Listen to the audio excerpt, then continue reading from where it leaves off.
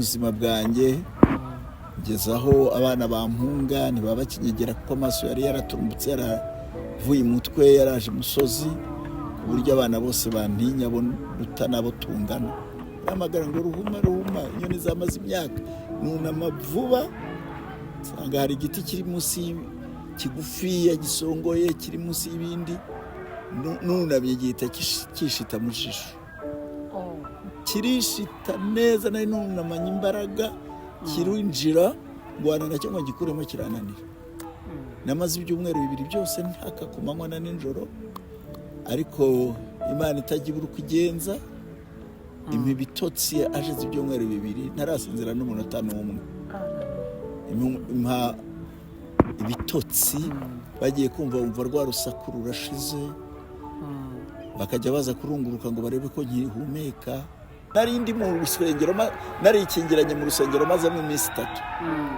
hanyuma araza ijwi rimugarukaho riramubwira ngo uyu ni umunsi wa 3 umukozi wanjye asenga ngo amaze igihe kinini asaba Bibiliya ngo ugende umubwire ngo Bibiliya wasabye urayihawe. Yesu nashimwe. Amen. Imana rero uyu wari wasabye Bibiliya nari narasabye Bibiliya utazi gusoma utanariye niyo ngo amagambo ya Bibiliya yandike mu mutima wanjye.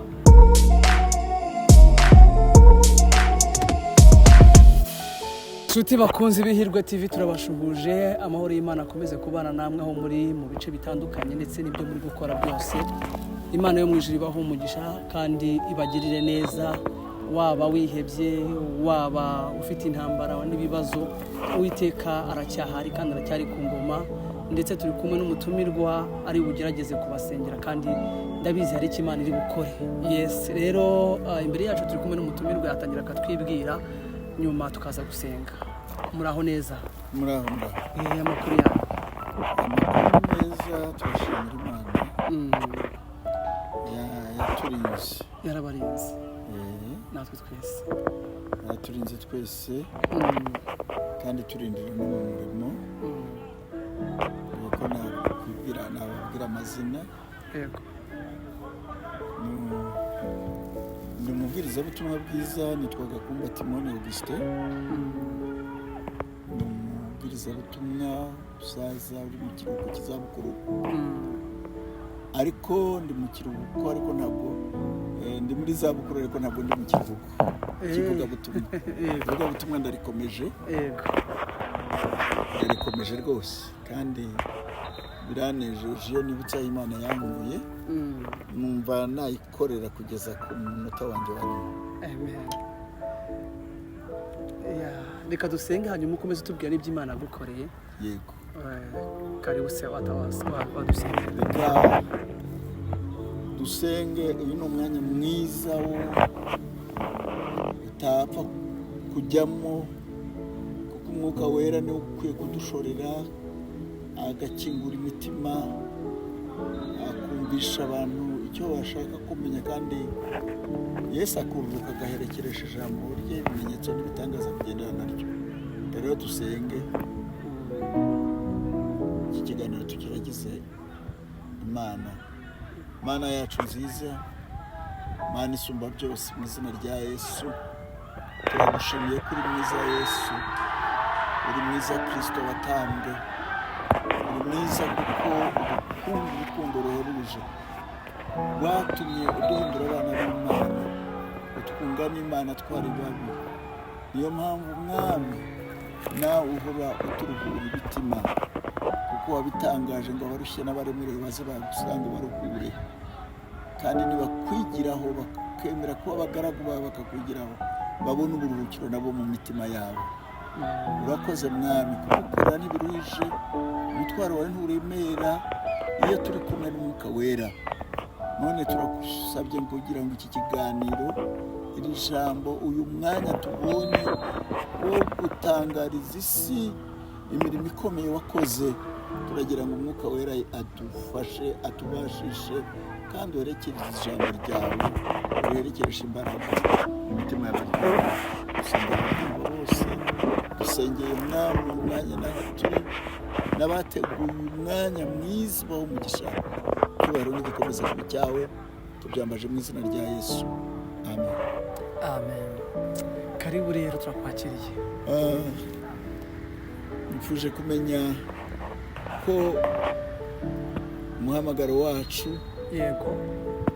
umwanya uba ari muto, ntabwo twabitangira ngo tubikomeze bikunde, ariko icyo nshaka kuvuga ni ukugira ngo mbwire abanyumva. Yewe nagize imivukire itahwanye n'iy'abandi, ko umuntu mukuru, umwaka navutsemo, naho navukiye ubu ni mu karere ka Karongi, mu burengerazuba. Navutse ntabona, byari ikibazo mu muryango, Birumvikana. barahangayika, bimera nabi cyane. Yego. Kandi kuva nkivuka nahererwa amaso njya kugeza ko Imana yabishyize ibyo kuribwa n'amaso, Imana yabishyizeho iherezo muri 68 mfite imyaka 13. Yego. Ariko n'amaso niko yari manini cyane, n'umubiri wanjye wose utangiye kwideforma, ijosi ntunamuka, ijosi rihora mu maguru ntunamuka, umugongo warahetamye. Hanyuma Imana ibizi uko uzabigenza. Hariho ibyiringiro bikomeye ko Imana ituzi twese. Imana yabwiye Yeremiya ngo nakumenye ntarakurema, nkweza ukiri urusoro mu nda ya nyoko. Nuko rero icyo umuntu azaba kiramurindira. Niho ubuzima bwanjye ngezaho abana bampunga, ntibaba bakinyegera kuko amaso yari yaraturumbutse, yaravuye umutwe, yaraje umusozi, ku buryo abana bose bantinya, abo duta n'abo tungana.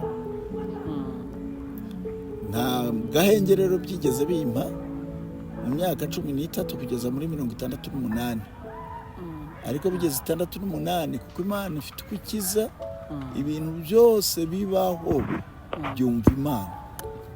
Imana byumva ijwi ry'Imana. Imana irabibwira bikumva, nubwo mwe mutekereza ari ibiti birayumva, ari umuyaga urayumva. Isi yose yumva Uwiteka. Hanyuma umunsi umwe nari batugabanije imirimo yo kujya gukora, nanjye banyohereza mu bishyimbo kurinda inyoni. Mpagara mu bishyimbo by'imishingiriro,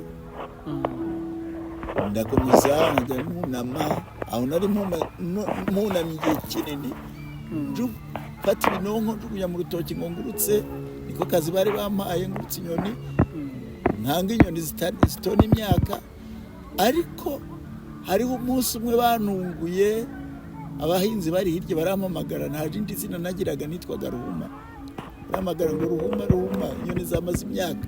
Nunama vuba, nsanga hari igiti kiri munsi, kigufiya gisongoye, kiri munsi y'ibindi. Nunamye gihita kishita mu jisho, kirishita neza. Nari nunamanye imbaraga, kirinjira, ngwana nacyo ngo ngikuremo, kirananira. Aho ngikuriyemo kikurikirwa n'amaraso menshi, ku buryo navugize induru, ndataka, barahurura, babura icyo bakora. Undebye byose akavuga ngo yewe wagiye kera ko ubusa, none urapfuye. Bashyira ahantu mu cyumba, amaraso avamo arashira, hakurikiraho ibintu by'amazi menshi, nabyo birashira, hasigara umwobo munini. Banshyira mu cyumba, ntibasha kwihanganira urusaku rwanjye, byari bigoye. Namaze ibyumweru 2 byose ntaka, ku manywa na nijoro. Ariko Imana itagira uko igenza, impa ibitotsi. Hashize ibyumweru 2 ntarasinzira n'umunota n'umwe. Impa ibitotsi, bagiye kumva rwa rusaku rurashize, bakajya baza kurunguruka ngo barebe ko nkihumeka. Ariko bambwira ko nasinziriye saa 12, nkanguka saa 6 z'undi munsi, amasaha 18. Nabwo nakangutse ari uko bankanguye, ndabyuka ndicara, numva igitangaza cyabaye.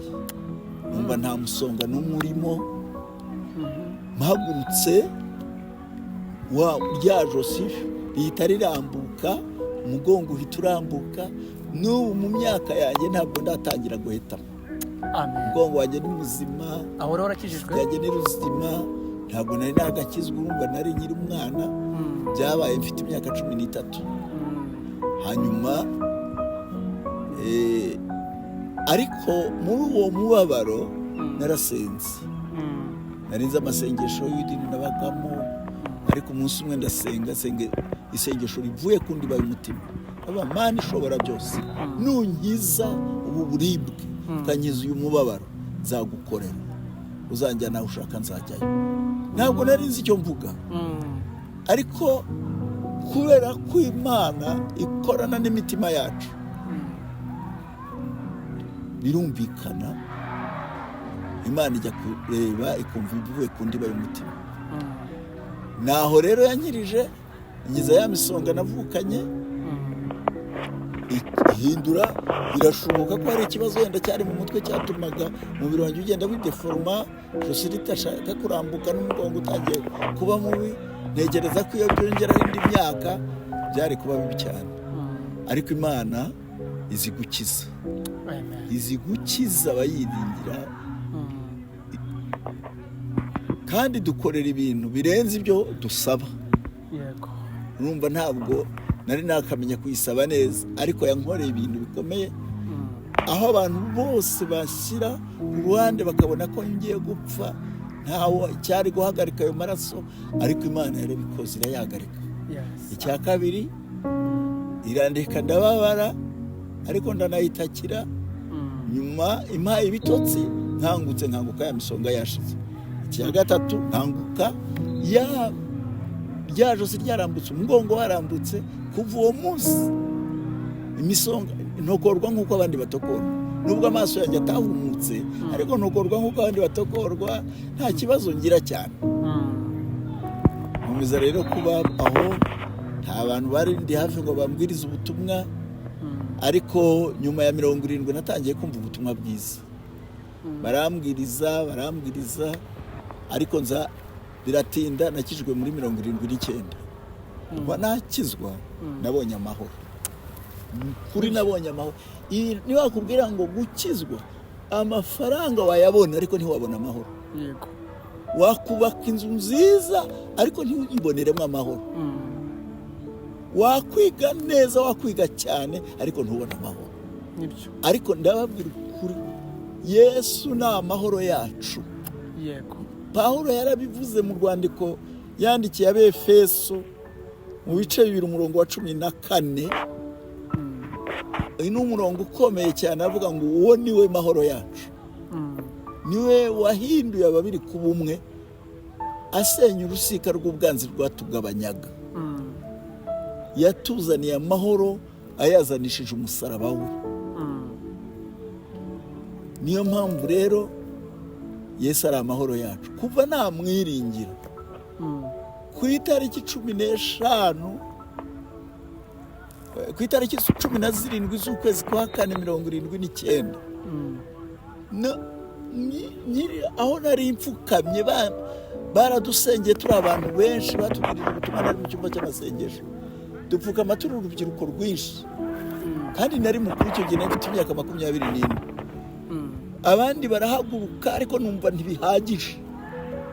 Ndababwira ngo, bakaza bakanyongora bagira ngo sinamenye ko abandi bahagurutse, bakambwira bati abandi bahagurutse. Ndababwira ntabimenye, ariko ndashaka kwatura ngipfukamye hano. Baranyemerera, ndatura mvuga akantu kose numva kanandukanya n'Imana. Ndangije ndahaguruka, numva mpawe amahoro meza menshi. Ntabwo nigeze kubona amahoro meza bityo. Ayo mahoro nahuye n'ibigeragezo byinshi, maze gukizwa, gukubitwa, gutukwa, gusuzugurwa, kwicishwa inzara. Ukubitira ikise kandi ikibazo cyari ngo nahinduye idini, umuryango wose urasa n'uwanzinutswe. Nahinduye idini, nagiye mu barokore, navuye mu Gatolika, mbese mpura n'ikigeragezo, ariko gumana amahoro. Ariko nta kintu kigeze kinyambura amahoro yanjye. Icya kabiri, ntabwo nitaye kuri ibyo bigeragezo, kuri izo nkoni, sinanitaye ku maso yanjye atareba, ahubwo nitaye ku ijambo ry'Imana. Narizeye, numva muri ryo niho mfitemo ubugingo, numva muri ryo niho mfitemo ubutunzi, numva muri ryo niho mfitemo ibintu byose kubaho kwanjye kose. Numva kwizera kwanjye kuragutse, kwagukiye mu ijambo ry'Imana. Noneho nshaka kurimenya. Ariko wari warize? Urumva nta terambere ryariho. Urumva navukiye mu giturage, nta terambere. Naranabishakaga najya ku mashuri ngo byibuze ngira ibyo mfata mu mutwe, bakanyirukana ngo ndarangaza abanyeshuri.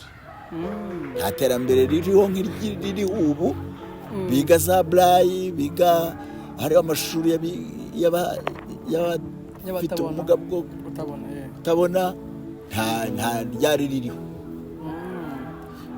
Twakuze gutyo, ariko ijambo magara ku isezerano rivuga ngo bazigishwa n'Imana. Bazigishwa n'Imana. Nava ku rusengero, numva inyota ibaye nyinshi, nkajya gutira Bibiliya, nkayijyana mu kumba nasengeragamo, nkayirambura nk'usoma, nkayibarara hejuru n'umutima umenetse, nkabwira Imana, ndabizi ko ushobora byose, andukura aya magambo uyandike mu mutima wanjye. Narasenze, ndayihendahenda, ariko byose yarabikoze. Ari izo nkoni, ari ibyo bigeragezo byo mu muryango, yabikuyeho. Ibikuraho mu ijoro rimwe, yarabishubije, itarambwira igisubizo cy'ijambo, nari mfite icyiringiro.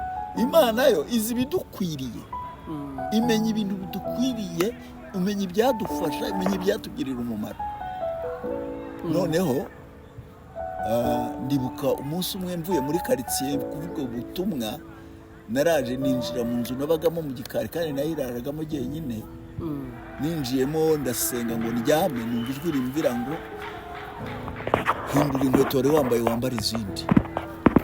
Ndaryumvira rwose, kuko Imana iravuga, ivugana n'abantu bakayumva. Yobu yaranditse ngo Imana ivuga rimwe, ikavuga n'ubwa kabiri n'ubwo abantu batabyitaho. Irambwira, numva ijwi ryiza rimbwira ngo hindura inkweto wari wambaye wambara izindi. Naye nambaye pantufure zitangiye gucika mu birenge, nzikuramo nambura plastique zari iruhande rwanjye. Maze kuzambara, numva imbaraga zirampagurukije, ntangira gusenga nzunguruka, nsubira hanze, nzunguruka muri ako gasaro k'iyo nzu. Ngeze iruhande rw'urukuta rusohoka, nkandagira ikintu kinini, ngira ngo sinamenye icyo ari cyo, nkajya nshaka kumanura intoki ngo ngira ngo ni umwambaro wahaguye, intoki zikababwa nkazisubiza hejuru. Hanyuma rya jwi riragaruka rirambwira ngo iyo ni inzoka wakandagiye. Nkuraho ikirenge, subirayo. Urumva n'umuntu wambaye umubiri agira ubwoba. Subirayo, ndongera ndasenga, mpamagara Yesu. Nta rindi sengesho navuze, naravuze ngo Yesu ntabara, Yesu ntabara. Numva ubwoba burashize. Yarakuriye? Ntabwo yandiye. Wakandagiye umutwe, wakandagiye mu gihe? Nakandagiye hagati, kuko narakandagiraga natsirimaho n'ikirenge, kandi nkamanura intoki. Najya kumanura intoki ngiye gukoraho, intoki zikabavuga nkazisubiza hejuru. Inshuro ya gatatu niho ijwi ryambwiye ngo iyo ni inzoka wakandagiye. Noneho ubwo nari mpagurutse nanone, maze gusenga, mpamagaye izina rya Yesu. Buri izina rya Yesu rifite imbaraga zikomeye. Naho buri isi yose yamuhakana, ariko njye ndamwemera, kuko Yesu aruta isi yose. Aruta abakomeye, aruta abatwara, aruta abami, arakomeye. Izina rye ryahawe ubushobozi. Imana niyo yabimuhaye. Mu Filipi igice cya 2 umurongo uhereye ku murongo wa 5 kugeza 11, tubona ubushobozi Yesu yamuhaye, amaze gupfira abantu, amaze kuducungura, abirangije byose, yihanganiye byose.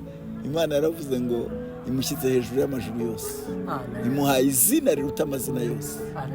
Itegetse ibyo mu ijuru no mu isi no munsi y'isi ngo bipfukame mu izina rya Yesu, kandi indimi zose ziriho zamamaze ko Yesu Kristo ari Uwiteka. Ibyo nibyo ngo bizatuma Imana ihabwa icyubahiro. Yesu nashimwe. Ubwo rero iri zina rya ndarizi, maze kuritabaza nahashize ubwoba. Ni izina rimara ubwoba, ni izina ritinyura abantu batinya, ni izina rihumuriza abababaye. Kuba mpamya ibi ngibi ndangije imyaka 69 ntareba, ni igitangaza. Ntawe urabona nganya. Imana ndayikunda cyane. Ubwo rero nasubiyeho ndongera mpabwa imbaraga, ndahaguruka ntangira gusenga nanone, nzunguruka nsubira ahandi ya nzoka yari iri. Mpageze numva mpawe kwizera gutegeka, mpagarara hafi yayo nsa n'uyitumbiriye imbere yanjye, ndayihamagara, wa nzoka we, ndagutegetse mu izina rya Yesu, ugumaho urindire bakwice. Numva biremeye mu kwizera kurema ibintu bikomeye. Ndasohoka, ndakingura, ndasohoka njya gukomanga kwa papa, ndamubwira ncana itara, ufate inkoni uze wica inzoka iri hano. Aranseka, arambwira ati se inzoka ko itagenda ngo yumve wayumvise uti? Inzoka kutigeze ureba, inzoka ikaba itagenda ngo yumve wayibonye ute? Ni imbeba agenda wiryamira. Namubwira ngo ntabwo ari imbeba, ni inzoka, kandi nayitegetse mu izina rya Yesu, nawe ijya mutayisha. Aratinda, ariko igihe kigeze nkomeje gukomanga nitirije, muramubwira ati byo kujya kureba iyo nawe ave hariya arebe ko yajya kuryama. Papa cana itara, afata inkoni, araza amfata ukuboko, arambwira ngo ujye kunyereka aho iri, ariko ntayibona iyi nkoni iragucikiraho. Ndagenda muha icyerekezo, ndamubwira nti tereka itara mu muryango,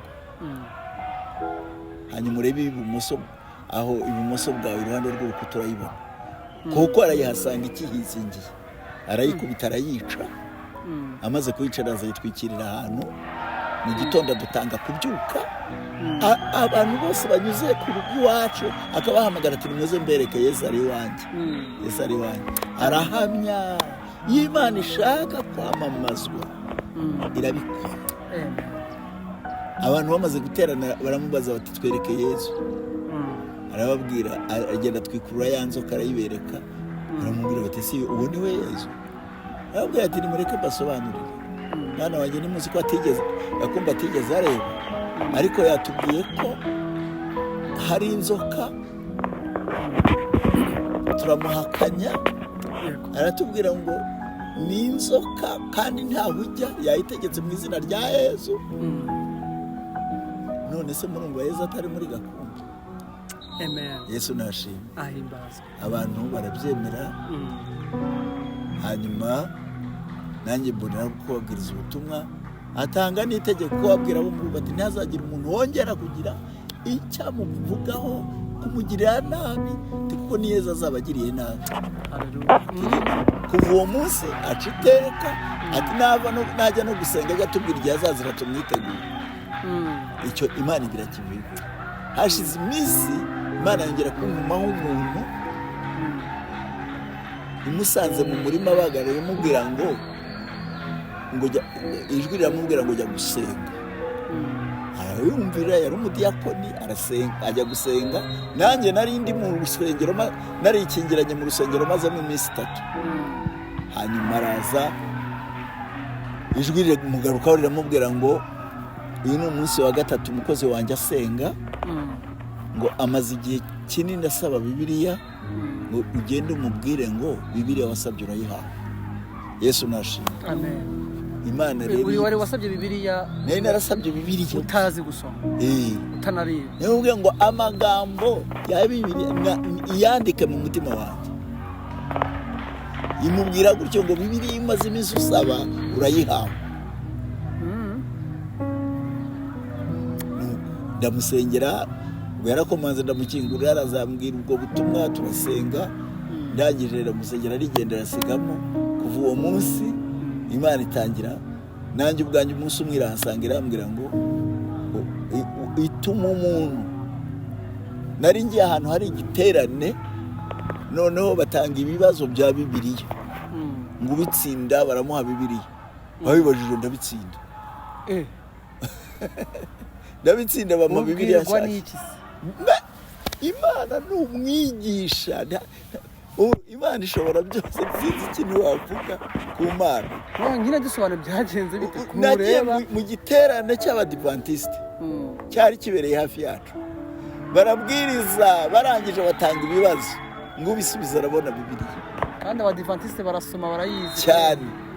Ibibazo babajije ndabisubiza, kandi nari ntaranakura mu by'agakiza, ariko ibibazo babajije mpita mbisubiza kuko nari numvise neza ibyo bigisha.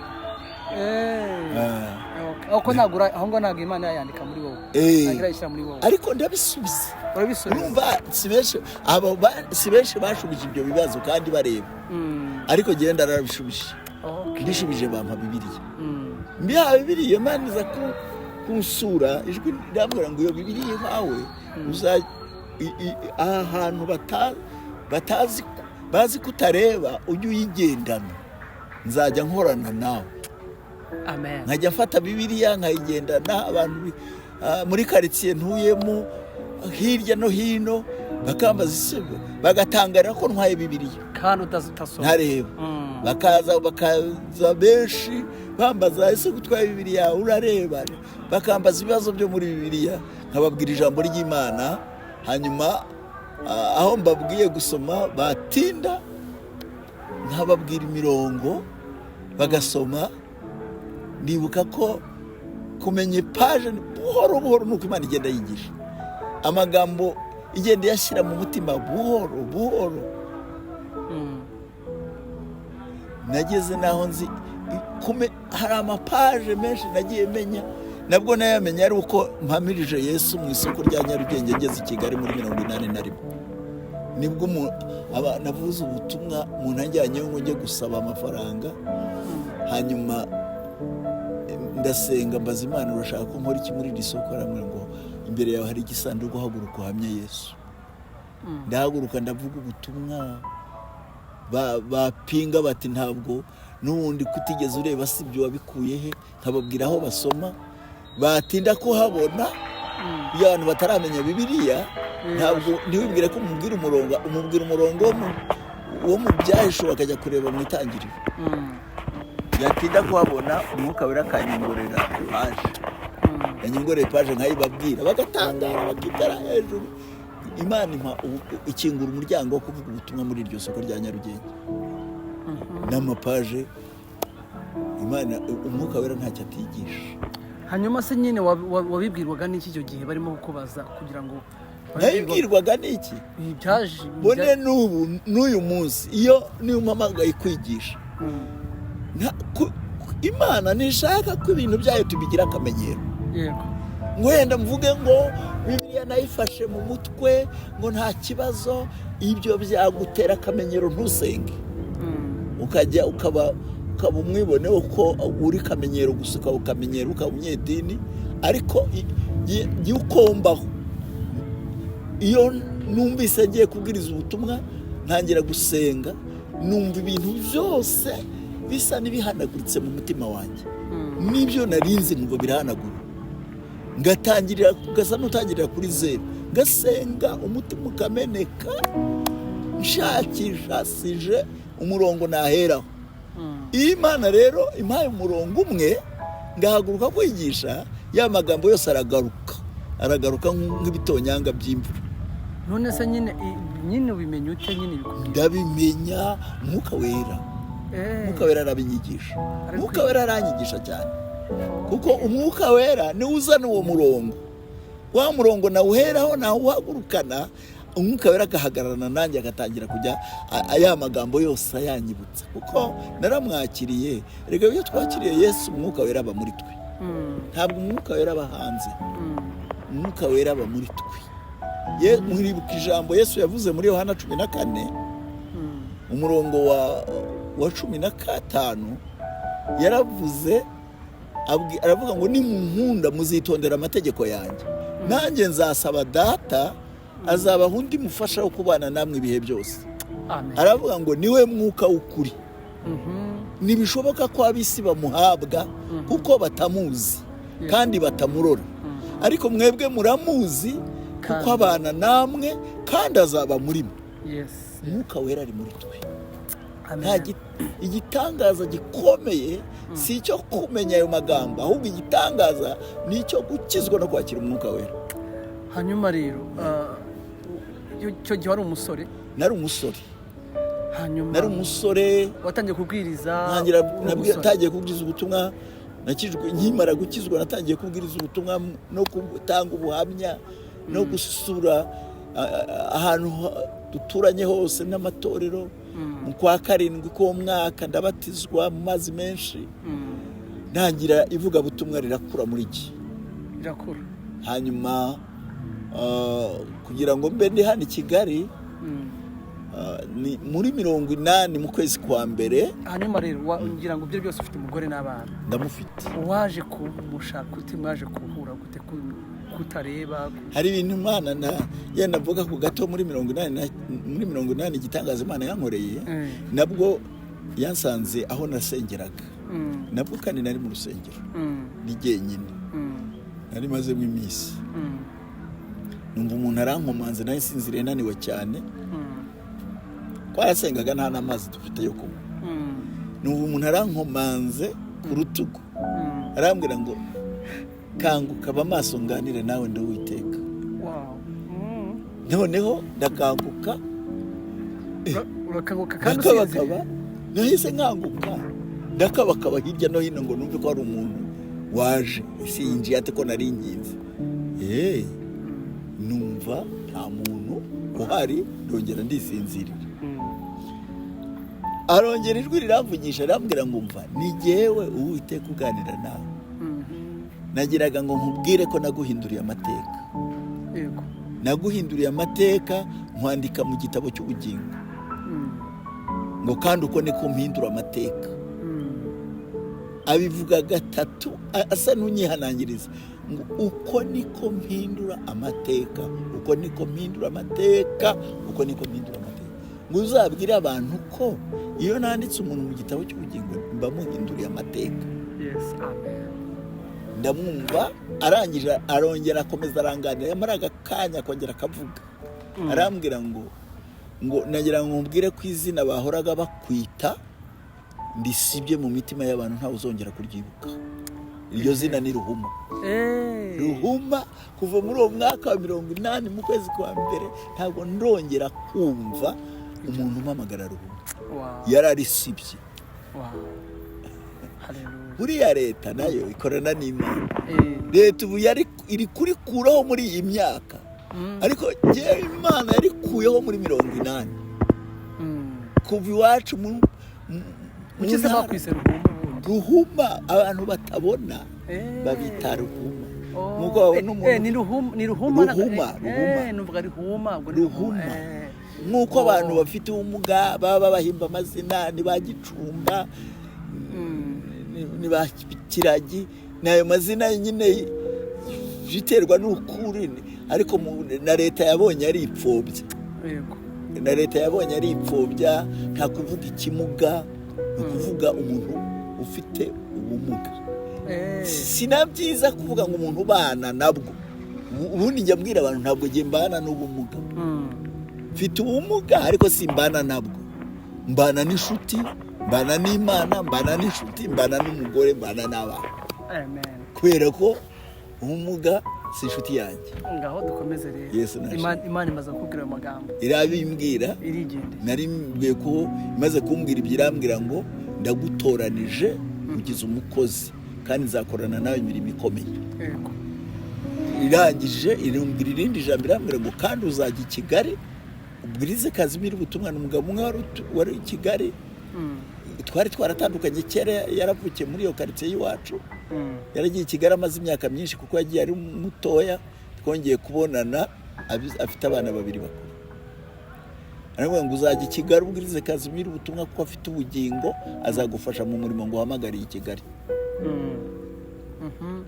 Hanyuma ndangije numva birantangaje, nahise mvuga ndabyuka, ndahagarara, ndambura amaboko, nshima Imana. Imana ndagushimiye ko unyemeye abandi batanyemeye. Ese n'abantu batareba barasinzira cyane neza. barasinzira neza. Hari abantu benshi batabitekereza, ukanarota tuvuga ngo barasinzira bakarota rwose. Hari ibintu abantu batibaza, ariko ibyo nibyo. Hari n'uwambarije ngo ese ngo urerekwa, ndamubwira nese kubera iki? ngo none se kutabona wakwereka ute? none se iyo werekwa gusa n'amaso yawe y'umubiri areba. rimwe na rimwe iyo turyamye dusinziriye, Bibiliya iratubwira ngo iyo abantu bashyizweyo bari ku mariri yabo, bashyizweyo niho niyereka abantu banjye mu nzozi, mwiyerekwa rya nijoro, nibwo niyereka abantu nkabakuramo iby'ubwibone, nkashyira ikimenyetso ku byo mbahishuriye. hanyuma rero dukomeza rero, hanyuma uguje i Kigali kumubwiriza i Kigali muri 81 nibwo naje i Kigali nshakisha aho atuye, ndamanuka ngera mu cyahafi, ariko byatewe n'umuntu umwe nawe Imana yakoze ku mutima, aza kundeba ati wazaje tukajyana i Kigali. ese ndajya i Kigali kwenda iki? arambwira ati ntacyo, ariyo bene data tuzabasura. namubwira nta mafaranga afite, ati itike yo kugenda no kugaruka nzayigutangira.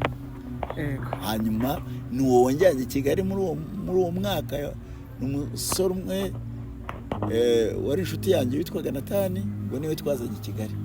ariko mpageze ntangira kubaririza uwo witwa Kazimira aho atuye, mbaza abantu, nuko ndamanuka ngera mu cyahafi, umuntu arambwira ati Kazimira ndamuzi, tabatuye ni ruguru, murasubira ruguru ku Gitega. ndasubirayo, iryo joro ndarambonanye nawe, namubwirije ubutumwa, ariko yasigamo mbitsemo ijambo ry'Imana. Imana yongera kunyohereza muri 82 nibwo yakijijwe. hanyuma rero tubwire rero nubwo buryo rero umuryango wo kuza i Kigali wakingutse. hanyuma rero tubwire uburyo rero waje kuhura n'umugore no gushaka, ko ndabona amasaha arimo kugenda. Saragenze, sinzi ko nabivuga. Imana yangiriye ubuntu, intuzi i Kigali. byose byagendaga biba ku bihe uko bikurikirana. muri 84 nibwo Imana yambwiye ko nzatura i Kigali. 85 umuntu nsuye mwene data umwe ampa ikibanza. hanyuma aho yampaye ikibanza nza kubaka, abantu baramfasha nubakamwe inzu ntoya y'ibyumba 2 na salo, nahabaye muri 88. muri nkaba jyenyine, n'ubuzima bugoye, kuko nubwo navugaga ubutumwa ariko nta wanyishingiraga. nkavuga ati yenda ukwezi nigusha nzaguha n'2,000. reka da, nabayeho mu myaka 5 ndaho nitekera uko mbishoboye, kibonetse niyakirira abashyitsi, kandi Imana yarahandindiye. muri 92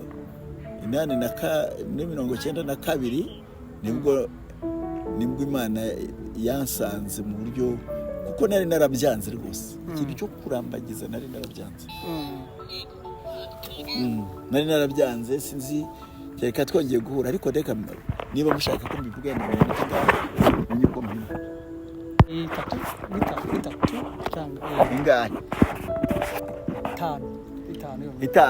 reka noneho mbivuge muri make. mvuge uburyo Imana yandambagirije, ibyo gusa. muri 82, muri 92 nibwo Imana yandambagirije, yansuye. nari maze iminsi narakoze agisida, narahiye. kubera ubwo buryo nitekeraga. umunsi umwe nari mvuye mu ivugabutumwa, kanateka utanareba, nshyushya amazi kuri resho, hanyuma ntambutse mvuye koza teremusi, pijama nari nambaye ifata umukondo w'ibirikira, iterura, amazi abira amenekaho, nikubita hasi. teremusi irameneka, nanjye nikubita hasi, ndaharyama. nahabyutse nkuramo ipinjamo y'umukara n'umubiri. ndabirwara ukwezi kose, ariko nsenga.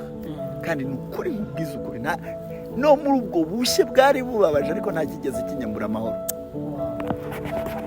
ahubwo natangiye kuhigira Imana umuhigo, ndayibwira ngo Mana, nungiza nkongera gusubiza amaguru mu gitanda nkaryama nkiyorosa, nzafata iminsi 3 yo gusenga nirije ubusa ngushimire. kwa kwezi gushize iminsi 3 ndayifata yo gusenga. muri ya minsi 3 niho nabonye umuntu aza mu iyerekwa rya nijoro, araza arampamagara, yaje ari nk'umukobwa w'umudamu twari tuziranye witwa Kararisa, arampamagara arambwira ngo Gakumba ntikarame ngo kuki utazana umugore? Ntawe nazana. Arambwira ngo kubera iki? Ndamubwira nese muraho muhisha nkuko nahishaga abandi babimbazaga narabacyahaga, ariko icyambuzaga kumuzana ni imibereho nari mfite. Naratekerezaga se kongeraho nkanywa n'igikoma kitarimo isukari gashyiramo umunyu, uyu barambwira gushaka umukobwa wani namuzana kunywa iki gikoma, ubundi se mushatse murambagije akanyanga bikaba inkuru ntibyavugwa hose, bakajya bavuga ngo Gakumba nta kivuga ubutumwa asigaye yirirwa arambagiza izina ry'Imana yanjye rigatupfa. Ndabihagarika rwose, ariko uwo munsi mburaho muhisha, ndamubwira ngo namutungisha iki? Arambwira ngo ese ntiwizera? Ndamubwira ndizera. Hanyuma arambwira ngo haguruka ukurikire mwigisha. Ndamukurikira dutera intambwe, twigiye imbere mbona ninjiye mu mucyo mwinshi cyane. Noneho tugeze muri wa mucyo mbona si Kararisa tugendana, ahubwo turi kugendana na Marayika. Marayika turatemberana, nyereka ubusitani bwiza burimo imbuto nyinshi. Arangije ibyishimo yabonye byansabye, arambwira ngo ibyo nkweretse se urabimenye? Ntabyo menye. Arambwira ngo noneho rero genda wizere, muzatungwa n'imbuto. Yewe nande arambwira akampepera yigendera anezerewe, nanjye mpamagara wamba bari ukambwira zizadutungana nawe. Numvaga ashaka ko ambwira izina ngo mpitireyo, ariko basi ntiyarimbwira, ahubwo agiye kuminuka arambwira ngo genda uzakunda uzamuboneraho umugisha. Burya mu rukundo habamo umugisha mwinshi. Imana ishyigikira urukundo kuruta amajwi. Umuntu yabikubwira akurikije amarangamutima, umuntu yabikubeshya yatikinika akaza akakubwira ati rambagiza runaka niba Imana yahishuye kandi ari uko ashaka kumurambagiriza, ariko urukundo ntiruvangirwa. Yesu nashimye. Amen. Ndamubwira ngo genda uzakunda uzamuboneraho umugisha. Sigara nibaza uko nzakunda biranyobera, ariko ndasenga Imana ihishurira umuntu, izana urukundo muri rwo gukunda umukobwa umwe mu bana babaga muri groupe yasengeraga iwanjye. Ndamukunda. Mukunda umwumva gusa utazi umwumva, ariko jye n'umwuka wera, burya jye n'umwuka wera turareba. Umwuka wera muri jye arareba, abazi ugiye kuguha, abazi ko ari mwiza, nta kibazo bizagira. Nta kibazo Imana. Abantu benshi bajya bagira icyo kibazo ngo barambagirijwe n'Imana, ngo ishobora kuba umuntu mubi, ishobora kuba Imana ntabwo yibeshya. Hanyuma rero uramukunze? Ndamukunda, ariko nsanga ni muto. Ntangira gusaba Imana, ni ukuri wampaye umukobwa mukuru, aho kugira ngo urukundo rugabanuka ahubwo rukarushaho kwiyongera. Yari afite imyaka 23 kandi njye mfite 37. Hanyuma igihe kimwe yaje kurepeta, baza kurepeta, barepeteraga iwanjye, barasengaga, ari groupe isenga, ariko baza kwiyumvamo no kujya barepeta indirimbo. Twanaje no kujya tubasohokana tukabajyana mu kabuga ka Nyarutarama tukajya kuvuna, nkajya kwigishirizayo kandi havutse itorero. Ubwo rero niwe naje kumubwira mu icyifuzo, aje kunsuhuza, aje wenyine, aje imbere, nsanga nicaye muri salo mu icyifuzo. Ndamubwira nti ndafite icyifuzo gikomeye, nagiraga mufashe gusenga.